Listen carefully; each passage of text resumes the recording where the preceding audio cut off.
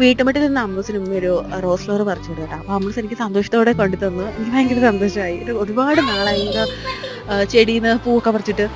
അപ്പോൾ നല്ല മണമൊക്കെ ഉണ്ട്. അപ്പം എനിക്ക് ശരിക്കും സ്കൂൾ ലൈഫ് വീണ്ടും ഓർമ്മ വന്നു കേട്ടോ. രാവിലെ സ്കൂളിൽ പോകാനായിട്ട് ഇങ്ങനെ റെഡി ആയിട്ടൊക്കെ വീടിൻ്റെ മുമ്പിൽ നിൽക്കും. സ്കൂൾ ബസ് കാത്ത് നിൽക്കുമേ. അപ്പോൾ ഉമ്മ അടുത്തുള്ള ചെടിയിൽ നിന്ന് നല്ല റെഡ് കളറിലൊക്കെ റോസ് ഫ്ലവർ ആയിരിക്കും ഇങ്ങനെ പറിച്ചു തരും. പിന്നെ കൂട്ടുകാരികളൊക്കെ ഉണ്ടെങ്കിൽ അവർക്ക് കൊടുക്കാൻ വേണ്ടിയിട്ടൊക്കെ തന്നിടുമായിരുന്നു. വൈകിട്ട് വീട്ടിൽ വരുന്നിടം വരെ അത് നമ്മുടെ തലയിൽ തന്നെ ഉണ്ടായിരുന്നു. ഒരു വീട്ടിലെത്തിയിട്ട് വീട്ടിൽ കയറുന്നതിന് മുമ്പേ ആ റോസാപ്പൂവിൻ്റെ ഇതളുകൾ ആ ചെടിയുടെ ചുവട്ടിൽ തന്നെ ഇങ്ങനെ പൊഴിച്ചിടുമായിരുന്നു. പിന്നെ ഇപ്പം കണ്ടില്ലേ, മുല്ലവള്ളിയും പിച്ചിയുടെ വള്ളിയും റോസ് ഫ്ലവറിൻ്റെ ചെടിയും കൂടി മത്സരിക്കുകയാണ്. റോസാ ചെടിയും കൂടി മത്സരിച്ച് വാനോളം എത്തിപ്പിടിക്കാനായിട്ടുള്ള ഓട്ടമാണെന്ന് തോന്നുന്നു രണ്ടുപേരും കൂടി.